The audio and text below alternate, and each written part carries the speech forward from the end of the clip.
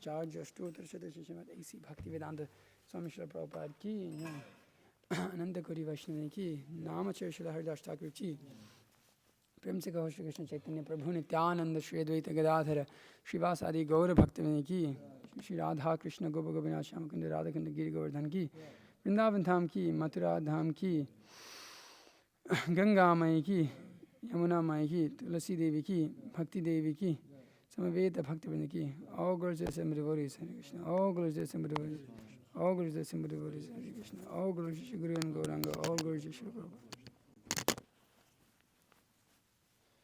Okay. Om Namo Bhagavate Vasudevaya. Om Namo Bhagavate Vasudevaya. Okay, today we're going to be Om Namo Bhagavate Vasudevaya. Today we're going to be hearing about Srivasa Pandit mostly. I'm going to be reading through quite a little bit here. There's about 4 or 5 pages to get through. Quite ecstatic pastimes and the personality of Srivasa Pandit here. So I'll mainly be going through that. So I'll chant a few prayers and then I'll just read through this book here.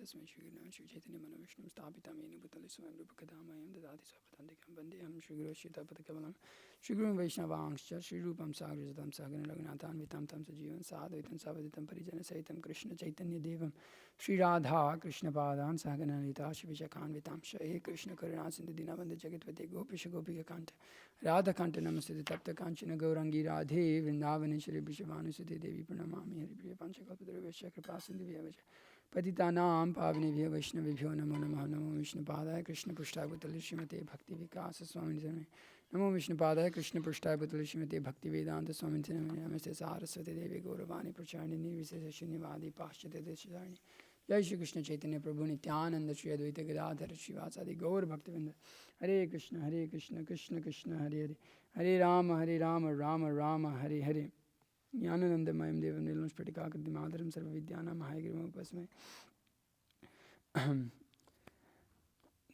गुरु वैष्णव भगवान तीन स्मरण होय विघ्न विनाशन नाय शयन जीवांचित पूर्ण. Okay, so Srivasa Pandit, he obviously associated the Lord. We chant his name every day. Jai Shri Krishna Chaitanya Prabhu Nityananda Shri Advaita Gadadhara Srivasa Adi Gaura Bhaktavrinda. So he is amongst the Pancha Tattva. As we'll hear here, he's specifically coming as the Shuddha Bhakta, the pure devotee of the Lord. And we'll hear how he is Narada Muni specifically, coming to spread the glories of the Lord, and how Srivasa Pandit's intimate association with Sri Chaitanya Mahaprabhu, Srivasa Angam, and then also when Sri Chaitanya Mahaprabhu moves to Puri, there's more pastimes there. And now they are very intrinsic in the pastimes of Sri Chaitanya Mahaprabhu. They play the internal role of where he displays his the mood of Radha Bhav, as you see in the Srivasa Angam, specifically will be related here as the place of Rasa Leela, non-different. So he plays a very important role, intrinsic role in the whole pastimes of Sri Chaitanya Mahaprabhu. So this book here very nicely and in a bona fide way describes all of these pastimes. All of them means, at least summarizes some of the very core pastimes in here. So I'll read through some of this, and wherever there's a need or anything, I'll say a few things. So, begins with a verse here from Gaura Ganadesha Deepika. So, Srivasa Pandita Dhimanya Pura Narada Munihi Parvartakhya Munidvaro Ya Ase Narada Priya Sri Rama Pandita Srimad Tat Kanishtha Sahodara Namnambika Vraje Dhatri Stanya Dhatri Stita Pura Saiveyam Malini Namni Srivasa Grihini Mata. Srivasa is Narada, who plays such an important part in Krishna's Leela. Narada Muni's friend Parvata Muni appeared as Srivasa's younger brother Ramai. Srivasa's wife Malini Devi was Krishna's wet nurse in Vraja, Ambika. So the Panchatattva Atmakam Krishnam Bhakta Rupa Sarupakam Bhaktavataram Bhaktakyam Namami Bhakti Shaktikam. I pay my obeisance to the Supreme Lord who has appeared in the 5 aspects as a devotee, as the expansion of a devotee and the incarnation of a devotee, and as a pure devotee, and as the devotional energy. Srila Bhaktisiddhanta Saraswati Thakur comments that supreme potency is revealed in 5 different manifestations according to his desire to experience 5 different pastimes. Ontologically, there is no difference between them. There is one truth expressed according to the 5 dispositions. Thus, Sri Gauranga, Sri Nityananda, Sri Advaita, Sri Gadadhar, and Srivas, and other devotees are ontologically non-different from one another. Nevertheless, that one truth is manifest as a devotee, Bhakta Rupa, the expansion of a devotee, Bhakta Surupaka, the incarnation of a devotee, Bhakta Avatara, the energy of a devotee, Bhakta Shakti, and the pure devotee, Bhakta Akya, according to the desire to relish different tastes of divine relationship. Of these 5 truths, the Supreme Lord himself, the son of Nanda, takes on the devotional mood to become Bhakta Rupa. His full expansion, Swayam Prakasha. Balaram takes on the devotional mood and appears as the Bhakta Surupa, Nityananda. The Purushavatar, Vishnu takes on the devotional mood and appears as Bhakta Avatar, incarnation of devotee. Advaita Acharya, these 3 are all Prabhus, that is, they are Vishnu Tattvas. The devotional energy, Bhakta Shakti, and the pure devotee, Shuddha Bhakta, are classified as energies of Vishnu Tattva, which are considered non-different because of their dependent relationship to it. The principal devotional energies are Gadadhar and Sarup Damodar and Ramananda Rai. The pure devotees include Srivas and others who are in the moods of friendship or servitude. Srivas is thus a member of the Panchatattva. So Srivas being the Shuddha Bhakta. Specifically, we related here, that has already been related, Narada Muni, particularly coming as Srivas to participate in these pastimes. So Srivasa Pandit's origins, Srivasa Pandit hailed from, how do I say this, Shilit.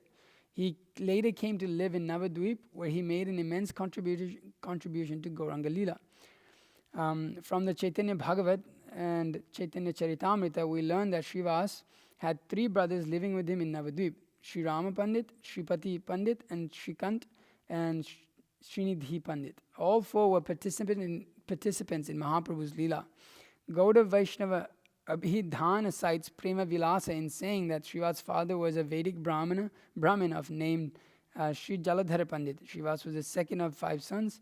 The eldest son, Sri Nalina Pandit, had a daughter named Narayani. The mother of the author of Chaitanya Bhagavat, Vrindavan Das. Narayani's husband, Vaikuntha Das Vipra, died while she was pregnant with Vrindavan Das. So she left her husband's house in Kumarahata, Halisahar, and came to live with Srivas in Navadvip. So now this is the relation between Srivas and Nimai Pandit. So during his student life, Nimai would engage Gadadhar and Mukunda and other devotees in debate, first defeating all their arguments and then showing how they could have been defended. The devotees were astonished at his prowess, but thought that his learning would bear fruit only if he became a devotee of Krishna. Nimai would pay obeisance to the devotees such as Srivas wherever he saw them, and they in turn would bless him, saying, "May you have devotion to Krishna." One day, Srivasa Pandit was out walking when he encountered Nimai on the street. He said, "People study in order to become devotees of Krishna. What is the use of all their studies if they don't become devotees? Don't waste your time. Start worshipping Krishna as soon as possible." Mahaprabhu felt great joy on hearing such words from the mouth of his own devotee and answered, "You are a devotee. By your mercy, I'll surely have devotion for Krishna someday." Even though they could not help but be attracted to Nimai, the devotees were unable to recognize him and their own worship of the Lord due to the force of his Yoga Maya Lila Shakti. This is the most astonishing and attractive pastimes. You can see how the Leela of the Lord is taking place. Although he's coming and he's the Supreme Personality of Godhead, he's taking how much significance he gives to his own pure devotees. That we have Srivasa Pandit, who is a teacher, and is engaging Nimai in debates and such. although he's the Supreme Personality of Godhead itself, the pastime is seen just that Maya, the Yoga Maya is taking over, just like in Krishna Lila we see that. Yoga Maya takes over and the devotees of the Lord are not able to recognize who the Lord is. Factually speaking, sometimes just contemplating upon this, there's not much difference. Even the atheists, they can't recognize Krishna. And then the devotees in Vrindavan, they also can't recognize Krishna. They don't see him as the Supreme Personality of Godhead. But the difference is the atheists despise him and the devotees love him. For what reason? No reason. There's no reason, no cause. There's just absolutely no cause to love Krishna. Why? He's just wonderful. It's just beautiful. We're just attracted to you, Krishna. There's in this separation of the gopis and the song of the gopis, we're just attracted to Krishna. So much so that they feel that we're going to die. They pray like that in those sort of prayers, or their songs. They say, Krishna, you want to be responsible for killing women? You killed so many demons, but how can you kill women? We're so much in separation from you. But at the same time, they don't recognize he's the Supreme Personality. They see Narayana and they don't give him so much significance. They're like, where is Krishna? There's Narayana standing, where's Krishna? We're looking for Krishna. So devotees of the Lord are so attracted to the Lord, naturally attracted to the Lord. But at the same time, because the Lord wants to play, that pastime is being carried out for the sake of the pleasure of the Lord, and the devotees have no clue what's going on. Oh yeah, just some boy, Nimai Pandit, we're attracted to him. He's some great scholar.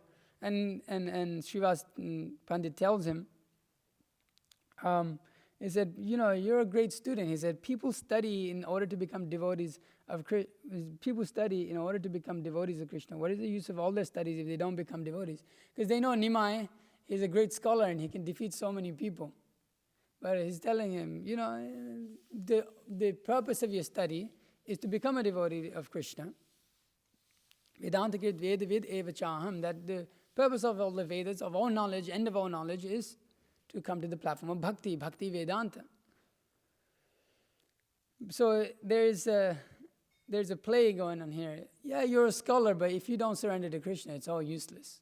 Yeah, you can debate so many people and defeat them, and you can become the greatly well-known Nimai of Nadia of Gauda. Okay, everyone will come to debate you from all over the country, but it's debate you from all over the country. But what is the use of all your scholarship if you don't surrender to Krishna? And so that natural pastime is there, that even by if I get your mercy, oh Vaishnav Thakur, then I'll be able to have love for Krishna. This is, in the mood of Radha. Sri Chaitanya Mahaprabhu is coming in the mood of Radha, who has more devotion. You could say in that highest sense, that she is the worshipper of Krishna, she is the servitor of Godhead, but at the same time saying, only if I get your mercy, O Srivas, I will be able to have devotion to Krishna. So here we see this beautiful pastime unfolding between his devotees, and then different relationships are there according to. So we have Advaita Acharya, in which there's our own rasa there with Gadadhar Pandit, with so many devotees, with Nityananda Prabhu. But this particular rasa is being exhibited here with Srivas Thakur. Very beautiful. So Nimai becomes a devotee. When Mahaprabhu returned to Gaya, these don't have diacritics in some of these, is that right? Yeah, so it's like a little strange too. He began to display all symptoms of one who is intoxicated with love of God. Though nothing could have been more auspicious than this, Sachimata became terrified, thinking that her son had gone mad. Words of her anxiety came to Srivas, and he came to see her and Nimai. When Srivas came near him, Mahaprabhu was immediately overcome with divine ecstasy on seeing a devotee of Krishna. When he had recovered, the Lord said, "Everyone thinks that I have gone crazy. They say my humors are disturbed. What do you think has happened to me?" Srivas laughed and answered, "If your humors have become disturbed, then I want some of that too. I see that powerful devotional feelings have entered your body. This means that Krishna has been merciful to you." A relieved Mahaprabhu joyfully embraced Srivas and said, "If you too had said that I was going mad, I would have drowned myself in the Ganga." When Mahaprabhu instituted the loud chanting of the holy names in his own house and in that of Srivas, all the atheistic neighbors began to complain that they were losing sleep because of the noise. They looked for ways to counter the movement and even started false rumors that the king would come soon to punish the devotees. The impressionable Srivasa Pandit believed these stories and was filled with anxiety. He began to worship Nrsimhadev for protection. Understanding that Srivasa was afraid, the Lord who takes away all the distress of his devotees went to his house. He kicked open the door and said, "Who are you worshipping? Who are you meditating on? Behold, he whom you are worshipping standing before you. I will save the righteous and destroy the wicked. You should worry no longer." So saying, he sat down in heroic posture, Virasana, and revealed the divine form of Nrsimha, holding conch, disc, club, and lotus. When Srivasa saw this extraordinary manifestation of the Lord, he was overcome with feelings of love and began to recite hymns of praise. Mahaprabhu was pleased with Srivasa's recital and told him to call his wife and family members to see his divine form. He gave his prasad to Narayani and showed mercy to her by making her utter the holy name. Just as a devotee is dear to the Lord is also very dear to his devotee. So here is another pastime described by Nityananda Vyasa Puja. When Nityananda came to Navadvip, Mahaprabhu knew that he was staying at Nandacharya's house, and so he went in the company of devotees where they met for the first time. In order to reveal Nityananda's glories to his associates, he had Srivasa recite a verse from the Bhagavatam. Badhapidam natavara vapu karanyoh karinikaram vibhrad vasana kanaka kapisham vijayantim chanmalam randhran vinor adhara sudhaya purayan gopa vrindair vrindaranyam swapada ramanam pravishad gita kirtihi. Krishna, whose glories are sung to the world by the cowherd boys, is dressed as a dancing performer. A peacock feather decorated his top knot, karnikara flowers behind his ears, a golden cloth covering his body, and a victory garland around his neck. Dressed in this way, he entered Vrinda's forest, the pleasure garden of his auspicious marked feet, while filling the holes of his flute with the nectar of his lips. As soon as Nityananda Prabhu heard the verse, he fainted, and 8 ecstatic symptoms appeared on his body. Vishambhara elapsed Nityananda to his bosom. A few days later, Mahaprabhu indicated that he wished Nityananda to perform the Vyasa Puja ceremony, so preparations were made for this ritual to be held at Srivasa's house. On the eve of the ceremony, when the Adivasa Kirtan was being sung, Mahaprabhu himself was possessed by the spirit of Baladev, thus revealing Nityananda Prabhu's identity with Balaram. Then he called out Advaita's name, Nara, meaning one who makes something move, revealing that he had made him descend by his prayers. On the following day, Srivasa Pandit took the role of the ceremonious Acharya. After completing the puja, he placed the flower garland in Nityananda Prabhu's hand and told him to offer it to Vyasadeva. While chanting the appropriate mantras, Nityananda hesitated and looked around until Mahaprabhu told him to hurry up and complete the ceremony by offering the garland to Vyasadeva.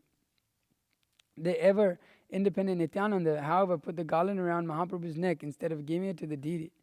Mahaprabhu immediately gave Nityananda Prabhu a vision of 6-armed form with Balaram's club and a plough, along with the usual forms of Vishnu.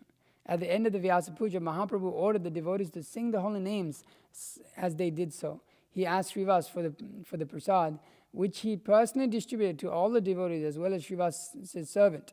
Everyone ate the offerings with great pleasure. When Mahaprabhu saw Srivasa's devotion to Nityananda, he blessed him as follows: Jari Lakshmi Bhiksha Kare Nagare Nagare Tatapihad Daridrya Tora Nibek Ghare Virala Kukura Adi Tomara Barira Sabara Amate Bhakti Haibeka Stira Nityanande Smarupilun Tomastane Sarvamate Sambhrana Karibab Apane. Even if the goddess of fortune should be forced to beg from town to town, there will never be any property in any poverty in your home. Even the dogs and cats in your home will have enduring devotion to the Lord. I have turned Nityananda over to you, so take responsibility for him.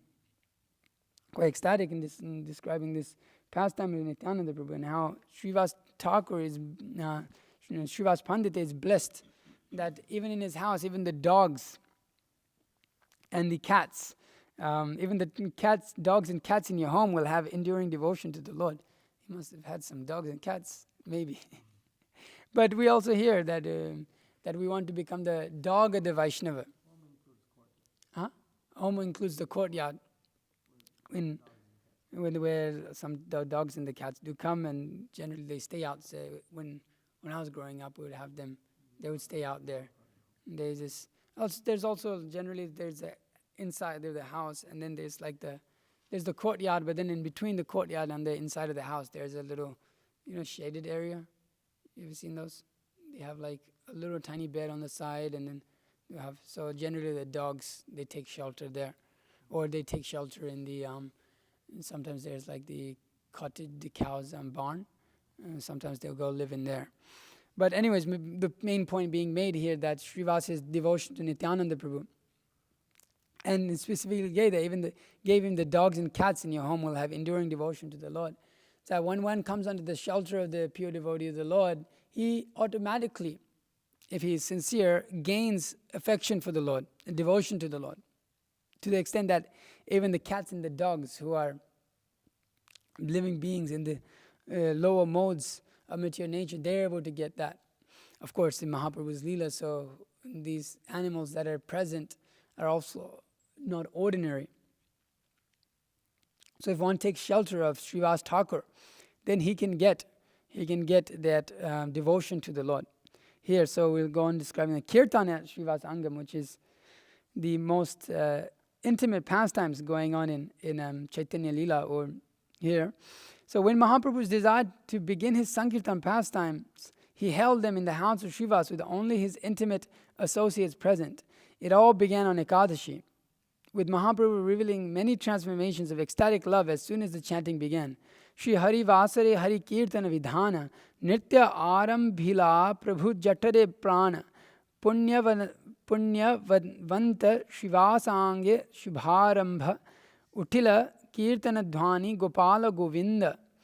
The scripture injunction is that one should engage in Hari Kirtan on Ekadashi evening, also known as Hari Vasara. On that night, Mahaprabhu, the life of the world, began to dance. This auspicious beginning for the Sankirtan movement took place in the pious Srivas courtyard, where the sound of Krishna's names, Gopal and Govinda, rose to the sky. We were singing this Arula Arunam, Gauranga Bhagya before. So this is the beginning of the Sankirtan movement. First, when Sri Chaitanya Mahaprabhu desired to begin, he began in Srivas Thakur's courtyard here, Srivas Angam. So when you go over there, I think you went there last, when you went to India last time. The house is no longer there. Not preserved. So we can understand that the courtyard, in Srivasa's courtyard, this whole Sankirtan movement began on the day of Ekadashi.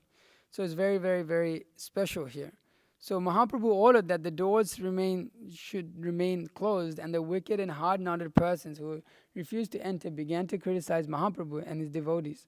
Mahaprabhu's followers ignored the insults and continued to ecstatically sing the holy names. Just as the long night of Rasa Leela seemed to the gopis to last only a few moments, the nights of the Kirtan at Srivasa's house seemed brief to Mahaprabhu and his followers. At the end of one such night, Mahaprabhu placed all the Shalagram Shilas on his lap and sat down on the altar, wherein he revealed his divine nature in a wonderful form and accepted all the food offerings given him by his devotees. On another occasion, Mahaprabhu engaged in the Mahaprakasha Leela, the pastimes of the great, how do I say this, Epiphany. Epiphany, Epiphany, Great Epiphany at Srivasa Angam. This is recounted in the chapter 9 of Chaitanya Bhagavat Madhya Kanda, On the occasion, he withdrew the devotional mood, stopped all his divine trances, and openly revealed his divinity sitting on Vishnu's throne for 21 hours. At his signal, the devotees performed the Abhishek ceremony reserved for the kings of kings according to the scriptural regulations. The devotees made their offerings of flowers and gifts, and Mahaprabhu stretched out his feet and accepted them without artifice. He then gave all present a blessing, fulfilling their personal desires. In the course of 21 hours, Sat Prahariya pastime. It's Sat Prahariya. No, it's S-A with Sat. Yeah. Sat. Yeah. Sat Prahariya pastime. Mahaprabhu appeared in the forms of all the previous avatars. On one evening, Srivasa's mother-in-law hid in a corner of the courtyard for where she hoped to be able to see the Lord's Sankirtan pastime. Being the indweller of all beings, the Lord was aware of the presence and kept repeating to his companions that on the day he felt no joy in singing the holy name. This was very disquieting to the devotees who suspected that some outsider might be hiding there. Started to search throughout the house. When Srivas found his mother-in-law, he was mortified and, taking her by the hair, led her out of the courtyard. Only those who have received the mercy of Sri Chaitanya Mahaprabhu have the right to witness his pastimes. On another occasion, a certain brahmachari who subsisted on milk alone asked Srivas for permission to see Mahaprabhu's kirtan. Srivas knew that he was sattvika in his habits, and so he invited him in. Srivas had the brahmachari hide inside the house, but Mahaprabhu, the indweller of all beings, was well aware of what was taking place. He said, I don't know what is wrong with the kirtan today, but I'm feeling no pleasure in it. I think that there must be an outsider here somewhere. Srivas became afraid and said, "Oh brahmachari, who takes only milk." Srivas became afraid and said, "A brahmachari who takes only milk asked if he could watch you dance. He was so eager, I knew him to be austere, so I let him in." Mahaprabhu became angry and answered, one cannot attain devotion to Krishna without surrendering to him, and certainly not by eating a milk diet and engaging in other superficial austerities. Make him leave. The Brahmin fearfully left the house, but still asked if he could have a partial look at the Lord. The most merciful Lord called him to his side and placed his lotus feet on his head, telling him not to make a show of his austere practice out of pride. And in that same pastime, there is related that you go on and forget all of this austerity and penances and simply go and serve in Krishna. Go and perform devotional service to Krishna. When Mahaprabhu put on a play about his Vrindavan pastimes at Chandrasekhar's house in Mayapur, Srivas played the part of Narada Muni. Advaita took the role of the clown or Vidushaka, and Haridas Thakur played the police officer. Mahaprabhu himself first played Krishna's wife Rukmini, and then the Adya Shakti, while Nityananda played the part of an old woman. The Lord again sat on the altar in the mood of the goddess of fortune, Lakshmi, and later as the mother of the universe. In a spirit of affection for his devotees, he gave them his breast to drink from.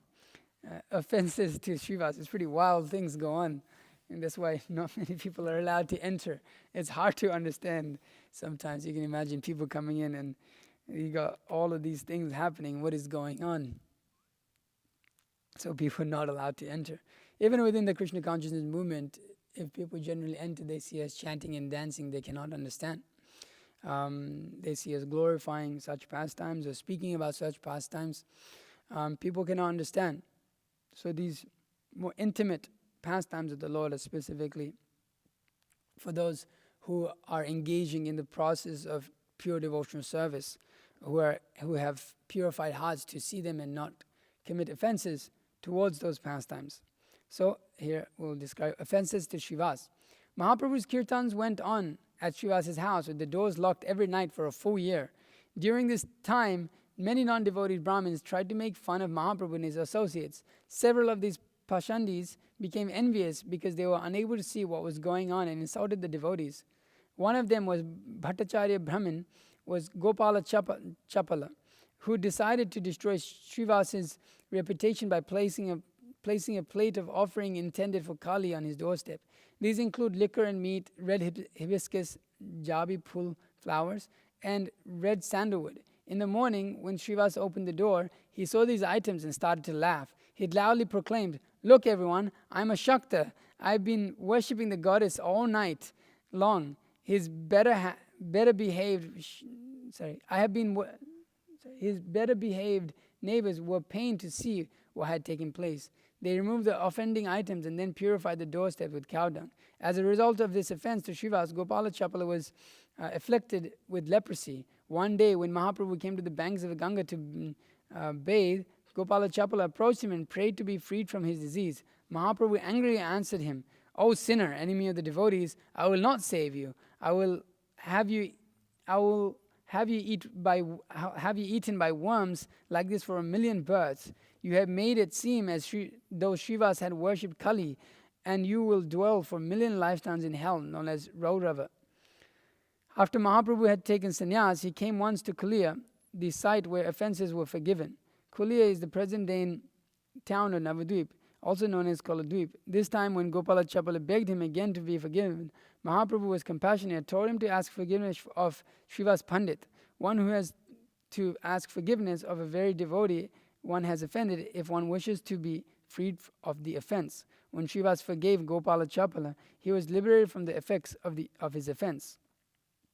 It's interesting that Gopala Chapala didn't go and apologize to Srivasa straight away.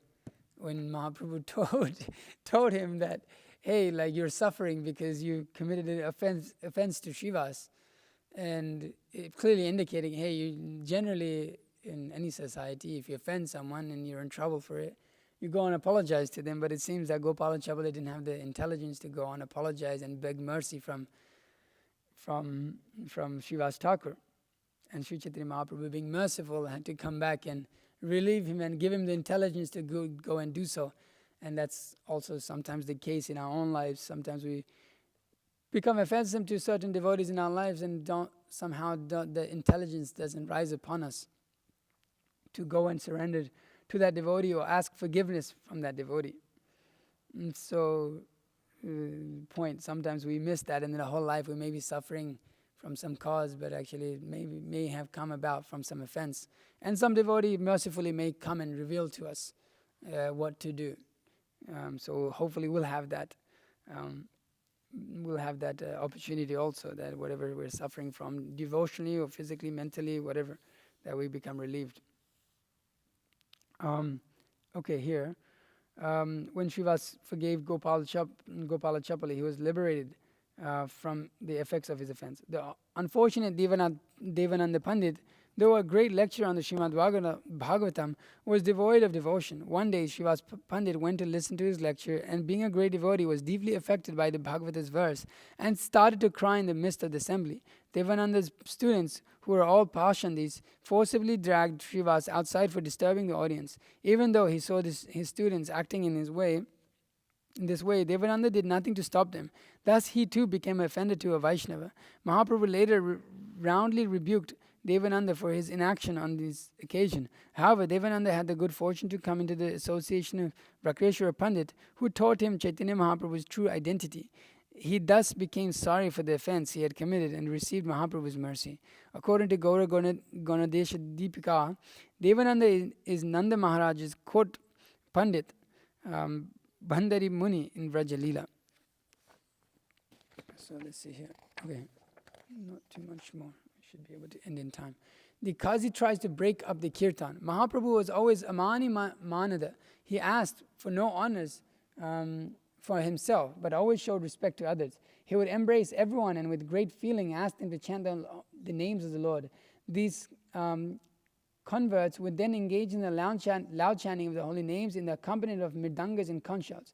Materialistic persons considered them to be nothing other than musicians who were worshipping Mahamaya on the wrong day and would insult them with various blasphemous statements. One day, the local magistrate or Qazi known as Sirajuddin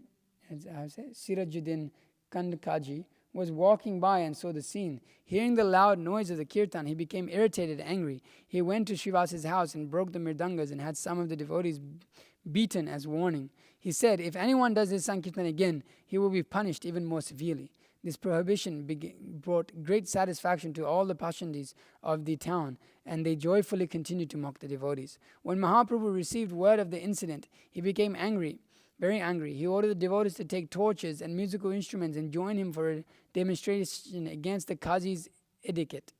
Is that A-D-I-C-T, edict.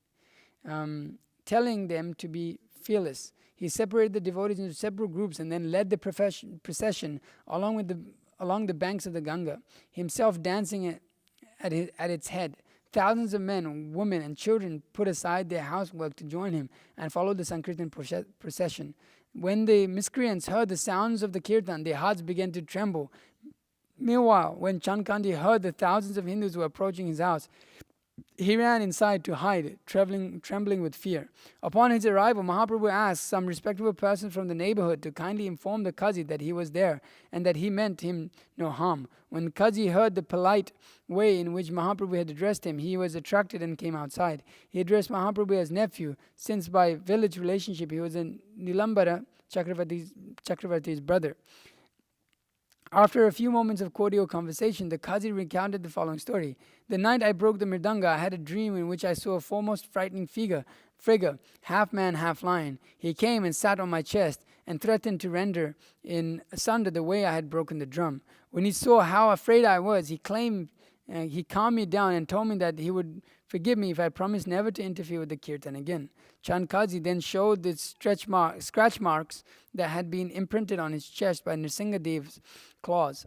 He then promised that neither he nor anyone from his family would ever stop Sankirtan again. He also became Mahaprabhu's devotee. The tomb of Chand Qazi is in Bamanpukur, by which stands a very old Goloka Champa tree. Both Hindus and Muslims offer their respects to the tomb of Chand Qazi. More kirtan pastimes at Srivasa Angam. After a night of kirtan at Srivasa's house, when Mahaprabhu returned to external awareness, he would go with all the devotees to bathe in Ganga. Sometimes the devotee would ceremonially bathe the Lord at Srivasa Angam. One of the Srivasa's servant girls named Dukhi would watch Mahaprabhu's ecstatic dance with tears in her eyes. She also performed the service of filling jugs of water from the Ganga for Mahaprabhu's morning bath. One day, Mahaprabhu observed her devotion and was pleased. He changed the name from Dukhi, unhappy, to Sukhi, happy. Another day, Srivasa's son died while Sankirtan was being performed in his house.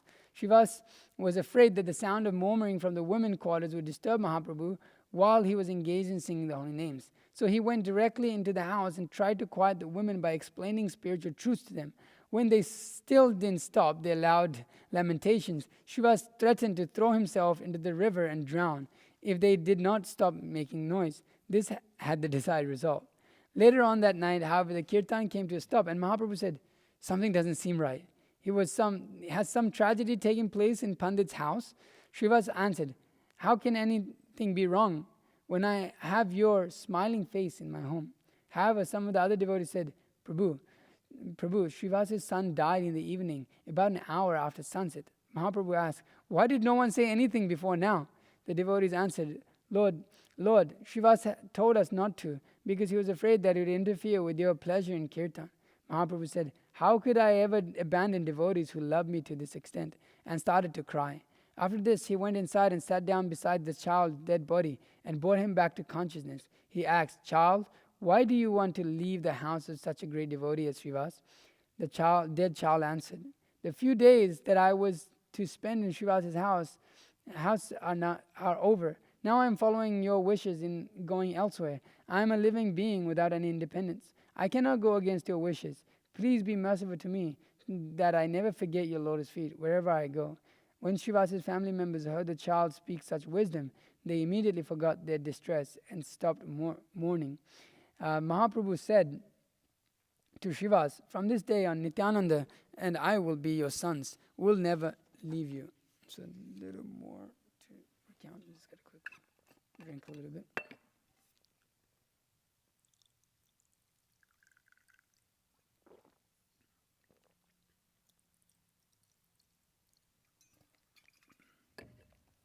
So Srivasa visits to Puri. after Mahaprabhu had taken sannyas and was living in Puri, Srivasa would come with the other devotees each year to stay with him for 4 months of the rainy season. Advaita Nityananda Mukunda Datta Srivas Vidyanidhi Vasudev Datta Murari Gupta and all of Mahaprabhu's other devotee servants met with him in Puri every year and stayed 4 months. Mahaprabhu engaged in various pastimes in their company. Srivas was a participant in Mahaprabhu in his leelas of cleaning the Gundicha temple and Rath Yatra. He was the principal singer in the second Kirtan group or Sampradaya, whose chief dancer was Nityananda Prabhu himself. Sarup Damodar was the lead singer and Advaita Acharya the dancer in the first Kirtan group. In the third, Mukunda Datta sang while Haridas Thakur danced. Govinda Ghosh sang in the fourth while Vrakeshwara Pandit dancing. The fifth Sampradaya came from the village of Kulina, and Ramananda and Satyaraj were his principal dancers. The sixth group was from Shantipur, in which Achyutananda danced. The seventh group was composed of residents of Srikhand, in which Narahari and Raghunandan took the lead roles. When Mahaprabhu wished to dance, the 7 groups all came together. On one such occasion, the king Prataparudra was watching Mahaprabhu's wild dancing while leaning on his servant Harichand's shoulder. In the meantime, Srivas came and stood in front of Harichand to watch Mahaprabhu himself. The king's servant kept pushing the deeply absorbed Srivas, telling him to move so that the king could see. Srivas became irritated at the repeated disturbance and finally turned around and slapped Harichand. Harichand became angry and was about to hit him back when the king stopped him, telling him how fortunate he was to have been touched by the hands of a devotee such as Srivas. One day, Srivas and the other devotees led by Advaita Prabhu were glorifying Mahaprabhu's name, form, qualities and activities. Mahaprabhu became angry and left the scene, but later accepted defeat and acquiesced to the desire to glorify him. Srivas moves to Kumarahata. After Mahaprabhu took sannyas in Katwa, Srivas and his brothers found it impossible to remain in Navadvip, where everything was full of painful reminders of the Lord. They moved to Kumarahata, Harisahar, near the birthplace of Ishvara Puri. Sorry, I was wrong. They moved to this area, not to Puri. The birthplace of Ishvara Puri. Even so, Srivas and his brothers made annual trips from Kumarahata both to Nilachala to see Mahaprabhu and Mayapur to visit Sachimata. On one occasion, Mahaprabhu came to his guru's birthplace and showed his respect by taking some dust and wrapping it in his cloth. From there, he went to Srivasa's house. All the members of the household joyfully received him and his companions and became absorbed in their service. Mahaprabhu noticed this and said to Srivas, "You are a household with a large family. You have to earn money in order to maintain your family. Otherwise, how will you be able to do so?" Srivas first replied that he had no wish to make money and clapped his hands 3 times. Mahaprabhu asked what he meant by clapping his hands, and Srivas answered, "I will fast 1 to 3 days. Then if I still get nothing to eat, I will tie a jug to my neck and jump in the Ganga." Mahaprabhu responded to Srivas's statement by giving a roar and repeated the blessings he had given him before in Navadvip. "Even if the goddess of fortune has to go begging, you will never know want in your home." Even if the goddess of fortune has to go begging, you will never know want in your home. Lord Krishna himself provided everything that his exclusive devotees need. Ananyas chintayanto mam yajana pariyupasate tesham nityabhiyuktanam yogakshemam vahamyaham. I personally assume the whole responsibility of acquiring and protecting the necessities for my fully dependent devotees who are always absorbed in the thoughts of me and who worship me exclusively. Even after Mahaprabhu remained permanently in Puri, it is said that his divine apparitions took place in 4 places: in Sachidevi's house, wherever Nityananda was dancing, in Srivasa's kirtan, and in the house of Raga Pandit. These apparitions took place because the Lord is naturally attracted by the love of his devotees. Srivasa Pandit's appearance day is in the 8th day of the waning moon, Krishna Ashtami, in the month of Chaitra, and his disappearance day is celebrated on the 10th day of the waning moon, Krishna Dashami, in Ashar. So that is the life and the pastimes of Srivasa Thakur. Srivasa Pandit ki jai. Is there any questions or comments devotees would like to make? I'm finished just in time. You have something? No? Anyone else? Yes, Prabhu.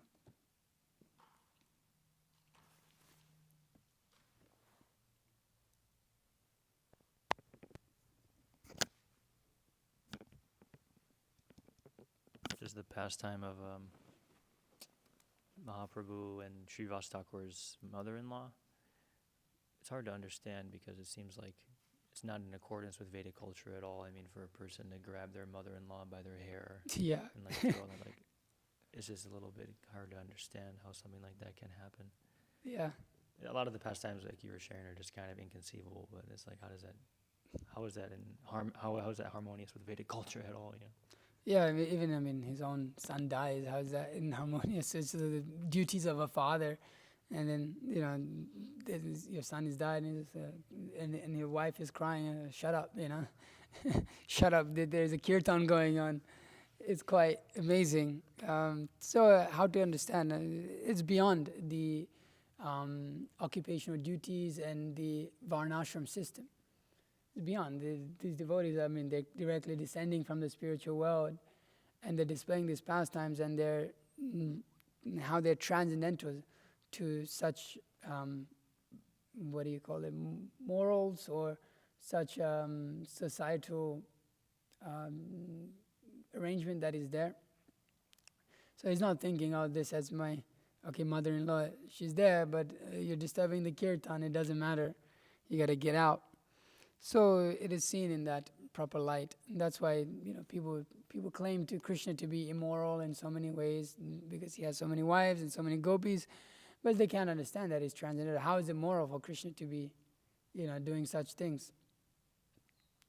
But we have no problems with it. We glorify it. We read it every day. We hear about it. Why? Because it is purifying. It is on the transcendental level. So it is not to be imitated.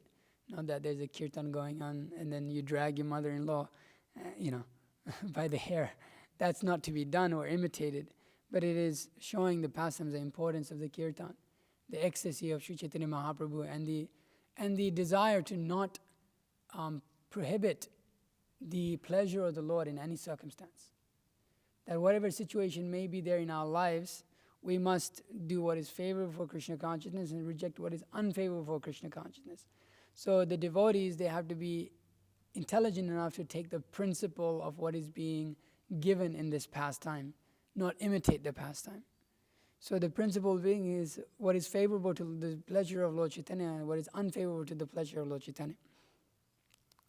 So that has to be seen properly. We shouldn't imitate and should understand the proper position by which this is being done by Srivasa Thakur, by Srivasa Pandit here in this pastime. So it's very ecstatic to hear about that. To facilitate the pleasure of the Lord, such things were done. Such extremes are taken by devotees, and it's like glorious. It's like, wow, this is the feeling he has for Mahaprabhu. It's like, wow, he's willing to undergo, he probably got in trouble later, with his wife and his mother-in-law and all of that. But he wasn't thinking about it, this is, I have to do like this because of this social custom and such. His only consciousness was, how to please Mahaprabhu. So to see like that, yeah. People can't understand. Ordinary people can't understand. Yeah. Anything else? I say, just on the same light, if you explain some of these pastimes, like for example, was it Gopala Chapala, Mm-hmm. who he contracts leprosy for an offense to a devotee.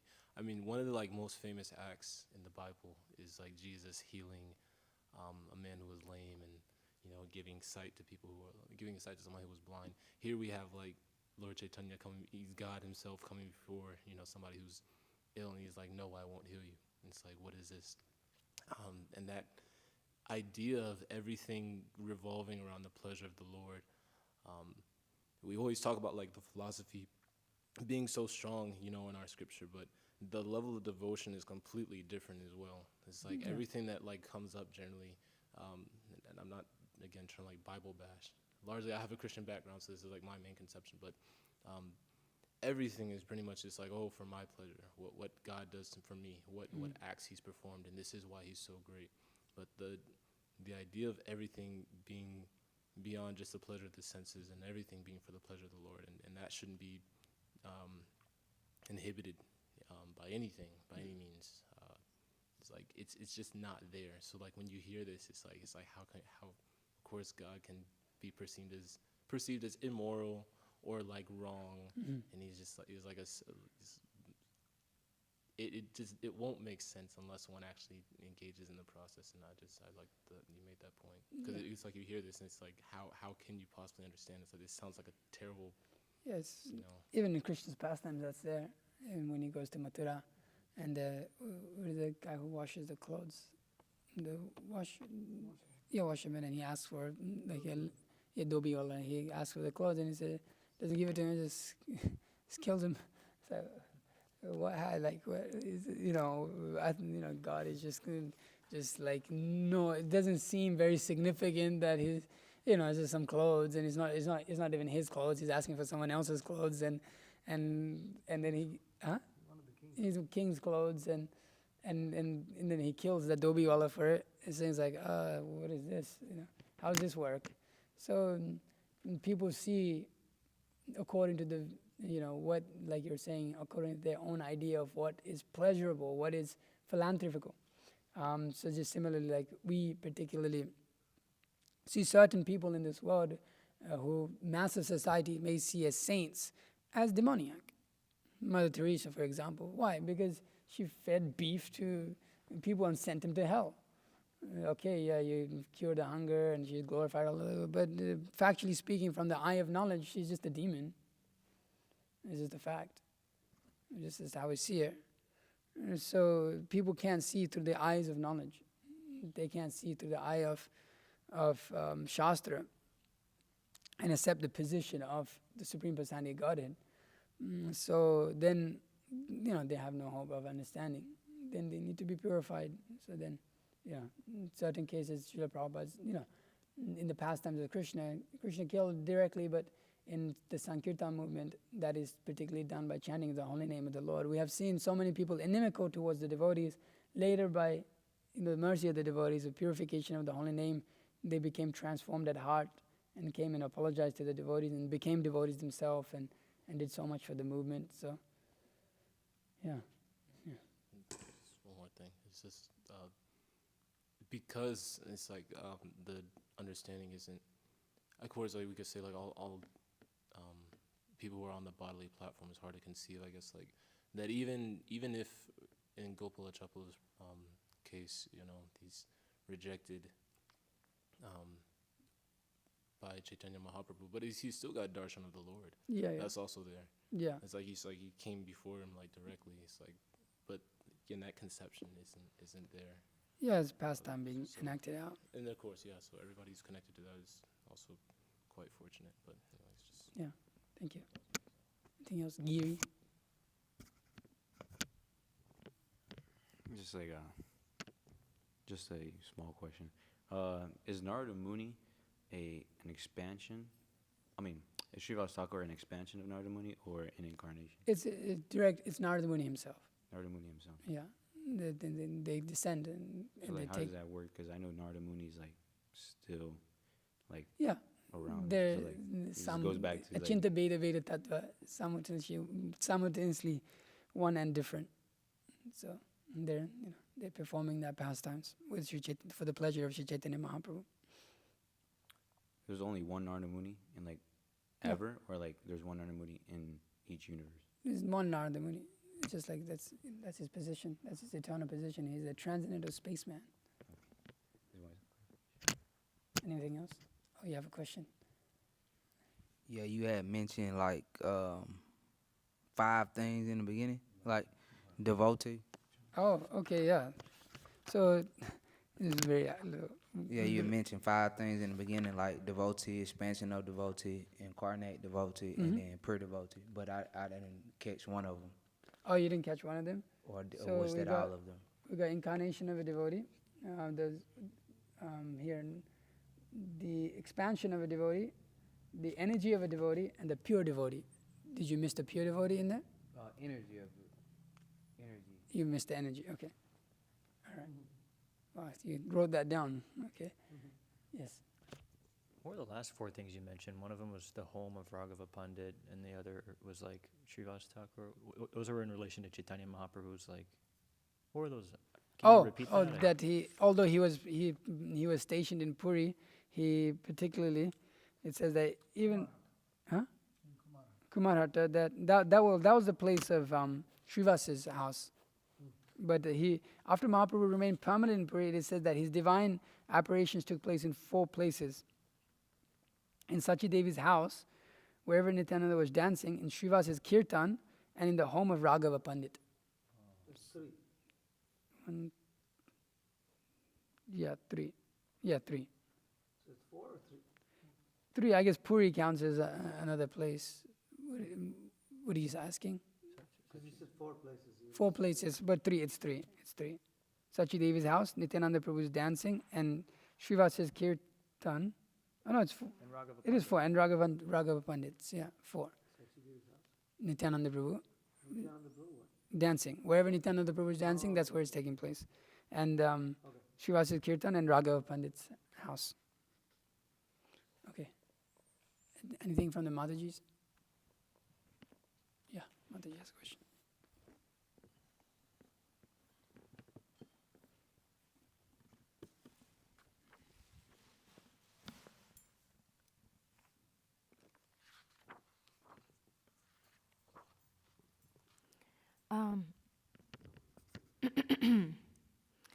When you were speaking about the part where he had to apologize for the offenses that he was making, was that pastime at Devananda Gaudiyamath in Koladweep? Sorry, what was that? Was that pastime at Devananda Gaudiyamath in Koladweep? What's that happen? Oh, yeah, let me see here again, if it mentions the location.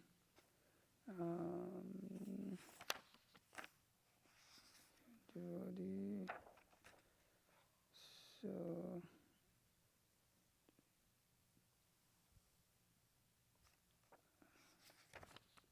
sorry, struggling to find that here.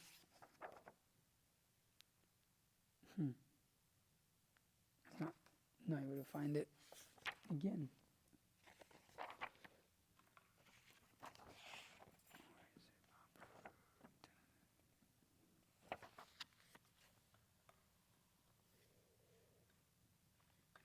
Okay.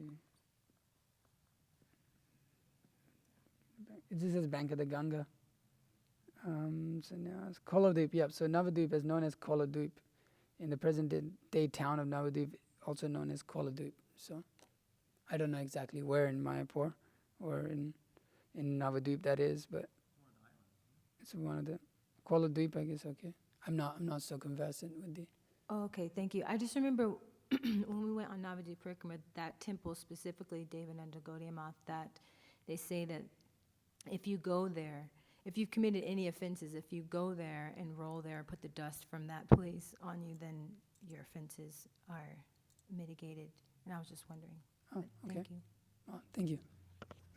Okay, anything else? No. Okay. Srivasa Pandit ki jai, Sri Prabhupada ki jai, Pancha Kalpatarvishya Kripa Sindhya Patitana Bhavani Vaishnavyo Namo Namo.